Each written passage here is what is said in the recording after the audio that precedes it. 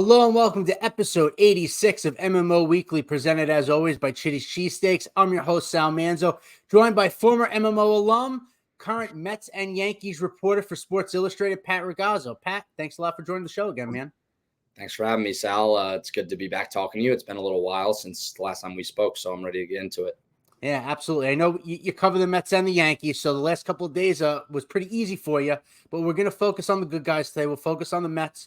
Obviously, I don't think anybody saw the Mets scoring 23, 24 runs in 2 games against the Yankees. That's probably the biggest drubbing on the Mets side I think I can remember in a Subway Series. But obviously, take 2 from the Yankees. Francisco Alvarez, huge couple of games. Mark Vientos coming alive. I just want to get your thoughts on kind of this first half of the Subway Series here, and the Mets kind of sweeping it home. Yeah, I mean, the Mets they went from being the worst. So it was the worst of times. It was the best of times, I guess. Now they went from – sorry, my laptop is going crazy right now. But, the Mets, I mean, rock bottom in May and sky high in June. And normally it's the June swoon that everyone talks about. It was the May swoon this year, and now they're red hot. Everybody's clicking in the lineup at the same time. Pitching's been decent and a lot better since Francisco Alvarez came back. He's been an impact on both sides of the diamond, and the vibes are high with the Mets. The vibes are very low with the Yankees. They're about to lose their 9th game in the last 10 contests. So sky is falling in the Bronx all of a sudden, and Queens, they're riding high. And it was a thumping the last 2 nights. And I know the game was closer in the end in the first game, 9-7. It was 9-1 at one point, but last night was a beatdown, 12-2. And yeah, everything's going right for the Mets right now. Yeah, absolutely. And before I get into kind of specifics, I really want to talk Alvarez, his impact just being back in general. But just from kind of, you cover both teams now, and just from seeing the last couple of games, do you think this is more a case of a Yankees team that's starting to reel, or this is a Mets team that's getting hot and that could, potentially really make some noise here for the, second half of the season and contend for a wild card? It's a little bit of both. The Yankees have injuries. Their holes and cracks are now showing. They're going to need – Brian Cashman's going to have to get busy at the deadline, and they need a big bat in one of the corner infield spots. They're very top-heavy, and without Stanton, it really shows. Stanton's having a very good year for the Yankees. The injury bug caught him a little later than usual this year. Last year, he pulled his left hamstring in May. This year, he pulled his left hamstring in June, and he was having a really good year offensively, mashing home runs. He had 18 homers, and now he's going to be out for at least a month. And they don't know if he's going to be productive when he comes back, because last year that wasn't the case. He was not productive, and he looked like he was finished. And Aaron Judge is having a video game type year. It looks like MLB The Show. He's on pace to tie or break his home run record from 2 years ago. Juan Soto's hit a little bit of a slump. He was having an MVP caliber season. He's in a little bit of slump right now. Anthony Volpe's been very good in year 2. But beyond that, you saw it in the first inning of game 1 where David Peterson – he gave up the leadoff single to Volpe. He walked Soto and Judge, which was probably the smart move. And then he struck out Gleyber Torres, Alex Verdugo, and former Met J.D. Davis. And that's really the formula that teams now don't let the top 3 hitters in the Yankees lineup beat you, because then the rest is kind of, you never know what you're going to get. Verdugo was off to a hot start to begin the year. He's been very cold ever since. And Gleyber Torres has had a nightmare season, and definitely the opposite of what he did last year. He was one of the best offensive second basemen last year, and Yankees have bullpen problems. Their starting rotation's coming down to earth. Garrett Cole is not himself, coming off that elbow injury, and Luis Gil looks like they figured him out, and it's his job to adjust. He's got great stuff, but right now they figured him out, and he needs to make those adjustments, and fast, because he's gotten knocked around for a couple starts now. And then on the other end, the Mets are a team that, when they're going right, they could win a wild card in a weak NL race this year. I mean, I think they swept the Padres, who are right in it. They're a game and a half out of both the second and third spots. So the Cardinals are hovering around 500. The Braves are not the Braves this year. I mean, they lost Michael Harris recently. They also lost Ronald Acuna Jr. and Spencer Strider for the year. So the Braves are not the Braves, but the Phillies and the Dodgers are the top 2 teams in the NL, and there's major drop-off. And that is what Steve Cohen said in spring training, that besides the top 2, top 3 teams, there's a big drop-off. So will the Diamondbacks get over that NL pennant hangover? That's possible. But really, like, the Mets have a legitimate shot, and pressure's off David Stearns. Like, he doesn't have to do anything at the deadline. He could stand pat. Either they're going to trade Luis Severino because a contender will overpay for him for starting pitching, which often happens, or he could just hold on to him, and they're going to have Christian Scott. They should have Kodai Senga back. Like, they will be okay no matter what happens. And at this point, it looks like Alonso's not going to be traded unless the Mets fall off a cliff again. So, yeah, I think the Mets are legit wildcard contenders, of course, especially in a year where the competition is not heavy in the NL for those 3 spots. Yeah, no, absolutely. And I think even more, prevalent for these last 2 games. You mentioned David Peterson, Shohei Manaea too yesterday, pitched 5+, I believe, had a decent start. And they win those 2 games without Edwin Diaz either. Obviously, yesterday wasn't as competitive as the end of the first game. Reed Garrett tried to do his best to kind of blow that in the first game there, but it just shows that your closer goes down. That in itself, the suspension, they still won that game in the end too against the Cubs to win that series. It just seems like you're finding a resiliency while this offense is hitting their stride, and it's impressive. And we'll get to that in a minute. You mentioned Severino; it's interesting. He'd be a guy I like to see the Mets keep, and maybe like you said, it is going to be a seller's market for us for pitching. We can trade him a nice someone like that. I'd like to see Severino maybe stick around here for next year as well, and then for the second half, obviously this year. But impressive overall for a team like you said started 0-5. May they were 11 games under 500. I don't think anybody saw the kind of this coming this fast. And like you said with the week NL, you play 500 baseball the rest of the way, you should be very well in it. So it should be very interesting to see. And like you said, what they do kind of at the deadline here as well. But real quick, got to talk Alvarez. Yeah, the Mets are like 20-3 when he plays, some ridiculous record like that. Every veteran on the team seems to have nothing but praise for him. The pitching staff seems to love him. And obviously he's a spark offensively. We know about that, but I just want to get your thoughts on him more, just, kind of what you're seeing and if what the future is going to hold for this player. This sport, this game is his whole personality. Sure. He's so dedicated, very wise beyond his years, mature. Just look at how polished he is. Framing, calling a game, leading a pitching staff. He's so young, and he has 30 home run potential or more. He is a bona fide star. Like, he's not even necessarily a rising star. I guess he is, but he hit 25 homers as a rookie, and yeah, he hit a wall in the second half and had some bad months. But like, Alvarez has superstar written all over him, and Mark Vientos too. I mean, Mark Vientos had a great year for the Mets, finally getting a chance to show what he can do in extended playing time in the bigs. Beatty's gotten a couple chances and squandered it, and then gone back down to AAA and torn the cover off the ball. But the Mets have seen that one before. Right. And Vientos got his shot, and he stepped up and he's ran with it. There's no way they could take him out. And back to Alvarez, I mean, it really showed, like, when he got hurt, the ERA jumped from the Mets. It jumped. And the reputation of Omar Narvaez was not good with his defensive skills, his framing, his ability to call a game, and he doesn't have the bat either. So, like, it just wasn't a good fit here, and it wasn't a good replacement option for Alvarez. So now he's back, and his impact is really, really a difference maker on both sides of the diamond. And yeah, he's impressive. I mean, last night he took a high and away pitch from Luis Gil over the right field wall for a home run. Like, that wasn't a strike. That wasn't a pitch. That's a pitch maybe you foul off. That's a pitch maybe you take because it was a ball, and he took it over the right field fence. Like, that's probably the most impressive thing I've seen him do, and I've seen him do a lot of impressive things in his young career. So, yeah, the future is bright there for the Mets. The baby Mets, they're back. I mean, Alvarez and Vientos, they're looking like 2 stars right now, and it's really helping the Mets out. Yeah, no, absolutely. And just it seems like Alvarez brings a lot of energy. He's excited in the dugout. He brings a lot of that, which you love to see from a young player, and like to see the veterans, like you said, gravitate towards that. They really welcome him with that and have nothing but good things to say. And this is just me. Obviously, it's pure speculation. Just want to get your thoughts. Do you see a scenario now with Alvarez? Let's say he has a healthy second half, keeps doing what he's doing.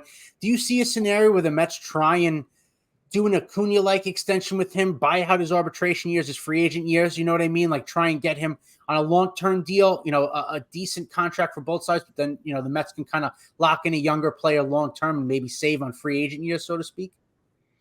The Mets will probably try to do that, but I don't know that Francisco Alvarez is going to want to do that because, I mean, he's got a ways to go until free agency. At the same time, sky could be the limit for him. I mean, look at what Pete Alonso waited it out, and the Mets and Yankees really don't do that. It's really the Atlanta Braves who do that, and they've gotten credit. The players have gotten criticized, and the agents have gotten criticized for doing those deals because guys who signed their deals early with the Braves could have possibly made more, probably would have made more on the free agent market. So I don't think Alvarez was represented by Scott Boras. He is no longer.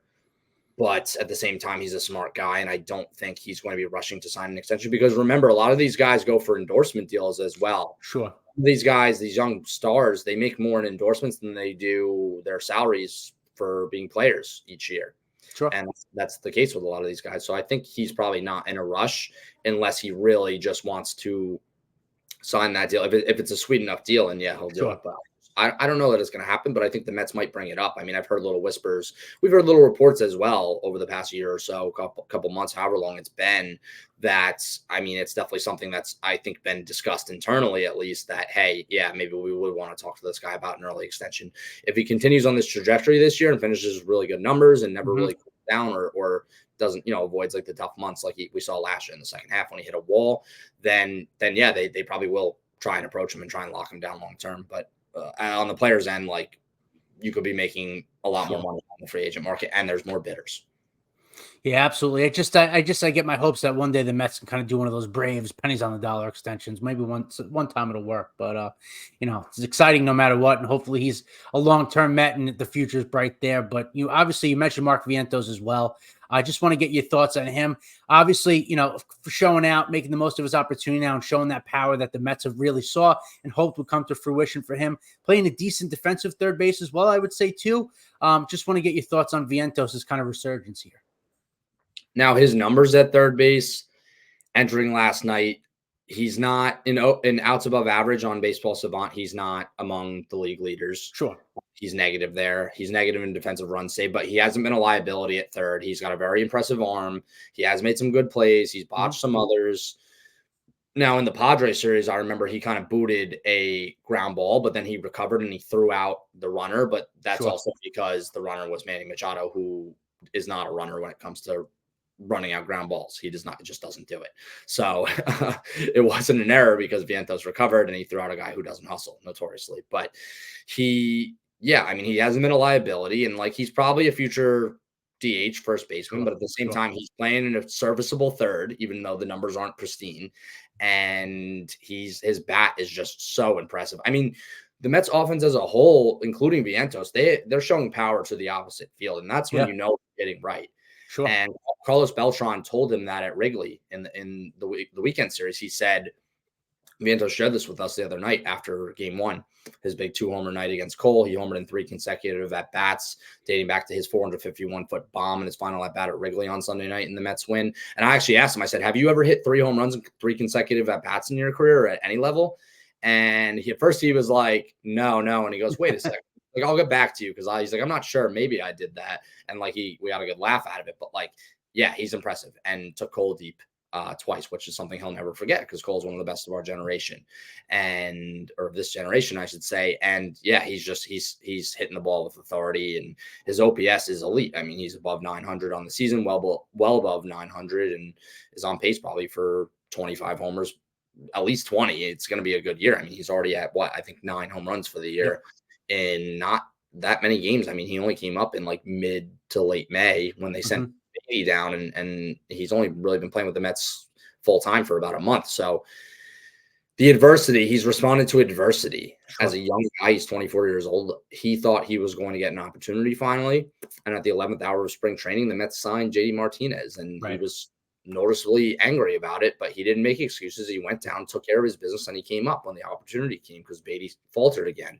And again, he's taken it and he's run with it. He's basically Wally pipped Brett Beatty for now.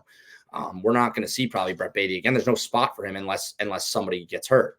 And they're trying him at second base. He's too big. Like, second base isn't a good. Brett Beatty's not a long-term second baseman. And you can talk about Mauricio as well. Like, Mauricio would have gotten probably the chance at third before Vientos this year, but he played in the Winter League, and the Mets were not pleased about it, and they were aware of it, but they weren't pleased about it. And for his ACL, and the opportunity opened up for Vientos, and then it opened up again, obviously, when Beatty struggled and they had to send him back down. So, yeah, I mean, Mark Vientos is very impressive, and he looks like, I mean, all the scouts I've talked to, I've talked to scouts about Vientos for about 2 years. The Mets needed offense leading up to the 2022 deadline. So Vientos is one of the guys who I asked about pretty often. Hey, is Vientos ready? Is Alvarez ready? Are they options?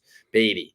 And Beatty got the call first before the three, the other two, I would say. And Vientos and Alvarez look like the best two right now. Sure. Yeah, no, definitely. I mean, that second home run Vientos hit off a Cole, it looked like a Tiger Woods stinger. It was just low. It looked like a 1-iron. It was, and the power is insane. You mentioned Beatty, which that was the thing I was going to ask you as well. Just as far as long-term plans, as far as with him, are you hearing, I don't know how, I know he's still a young player. I don't know how that, would work on the Mets end as far as moving on, but I would imagine at this point with Vientos showing what he has now, and like you said, just not being a spot, that Beatty's kind of long-term future with the club, I'm sure at this point is probably in doubt. I mean, for now, like that being said, like Vientos could be the DH next year. Sure. Martinez is going to be a free agent. He's old, as good as he's been this year. Long term, he could be the DH or he could be the first baseman if Pete Alonso leaves. So Beatty is not in good standing with the Mets right now because he's had his chances and he hasn't been able to step up. And yeah, I mean, Beatty was the number 2 prospect in the farm system 2 years ago and was a hot prospect and hotter than Vientos and right below Alvarez. But at the same time, he just hasn't performed. It hasn't translated to the major league level. And yes, he's proven he's too good for AAA, but that's what they say 4A. And Brett Beatty had a lot more hype around him than just being a 4A player, obviously. But now the shoe fits there because he just hasn't been able to do it in the majors. He started off hot to start the year and then cooled down pretty quickly and hadn't been able to turn it around after and make the proper adjustments. So yeah, this is Vientos' time right now, and the Mets are competing for a wild card, like they said, and then seeing what they have in the younger guys, and they have a lot in Alvarez and Vientos right now. Yeah, no, absolutely. And, it's tough for a young player like that. But like you said, some circumstances could put him right back in the fold. We'll see. Hopefully he can continue being AAA Barry Bonds and maybe it'll translate up here again one more time. But I do real quick. I do want to talk about just Lindor's kind of resurgence in the leadoff role. If there's anything you've heard or talked to him or anything, is it he's seeing more fastballs? He feels more comfortable. It's just that the difference now is so stark and he's just become a completely different player the last month or so since they made that transition to him in the leadoff spot. I think he's being more aggressive in the lineup. Now that he's the leadoff guy, he's swinging at pitches earlier. We see that on the other side of town, and Volpe's very aggressive. He doesn't walk very often. He's having a good offensive year. Like Francisco Lindor is swinging early in the count. He's going the other way. He's hitting the ball with authority. And notoriously in his career, he's always a slow starter. And now the weather heats up and his bat heats up, and he plays elite level Gold Glove caliber defense at shortstop and has an OPS.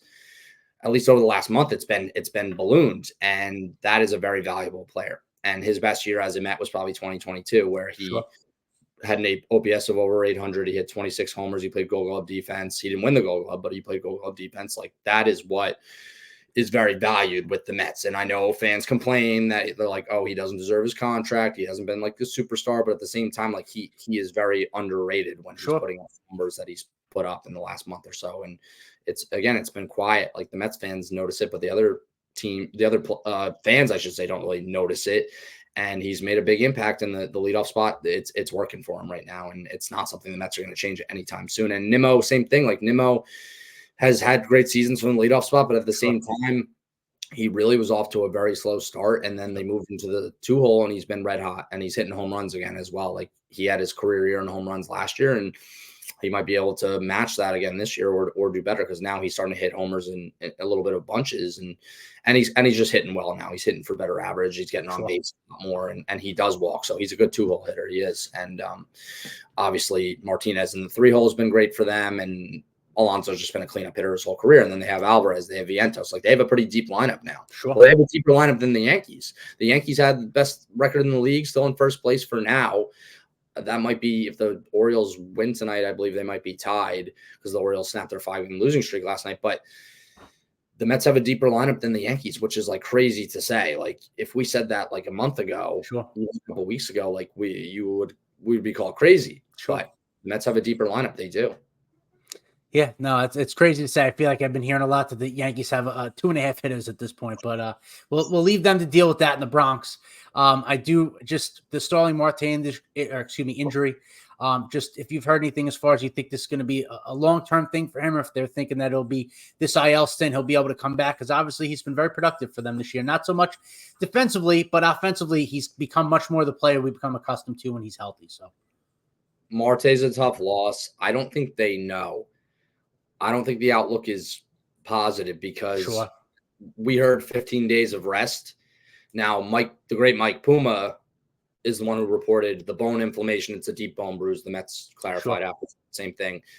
And he said Puma had reported on Monday night that recommendation was to rest for 15 days. And then I went out and got confirmation that they were placing him on the injured list, which is what was implied, but I confirmed it and I reported it. And with what was the information we had at first, it sounded like, all right, 15 days shut down and then we'll see. But Mendoza clarified the next day before game 1 of the Subway Series on Tuesday. He said 15 days, no baseball activity, re-imaging.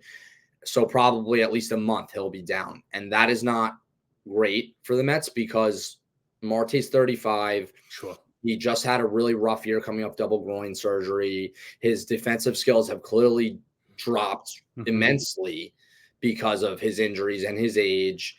And he was stealing bases this year. He had 12 and hitting real well. So yes, he is important, but he looks like a DH at this point, and the Mets don't have an opening at DH. So Tyrone Taylor's been good when he's gotten playing time. He was red hot to start the year. His playing time dipped, and so did his production. And now look at the game he had last night. I mean, he had an RBI hit in the first, and then he had the 3-run homer. So when this guy plays, he can do something. And Stearns was familiar with him from his time in Milwaukee, and they were with the Brewers at the same time. So, yeah, I don't think it's terrible for the Mets because Tyrone Taylor has proven to be pretty productive. Bader's hitting well now, and he's elite in center field. He's statistically, when healthy, the best defensive center fielder in baseball. Nimmo's in left, and Nimmo's hitting well now. Like, the Mets are in a fine spot. But, yes, Marte will probably be out at least a month. It could be more, and you don't know if his knee is going to respond to the rest and treatment and the rehab. You just don't know. So it's kind of up in the air, his situation right now. Yeah, no, absolutely. I feel like that's the story of Starling Marte, right? He gets going, something injury, clogs him up. So hopefully he can get back sooner than later and be somewhat productive for them offensively when he gets back. But last two things I guess I have. Grimace, only the Mets that something like this, I feel like they could rally around McDonald's character. You have the rally pimp at the beginning of the year, now Grimace. And I just, it's a funny story, I guess. And is the team really buying into it? Or are they just like, whatever gets us to win, we don't care. Cool, we'll roll with Grimace. I'm just kind of curious, like how this is all just taken off now with the fact that they've been doing so well.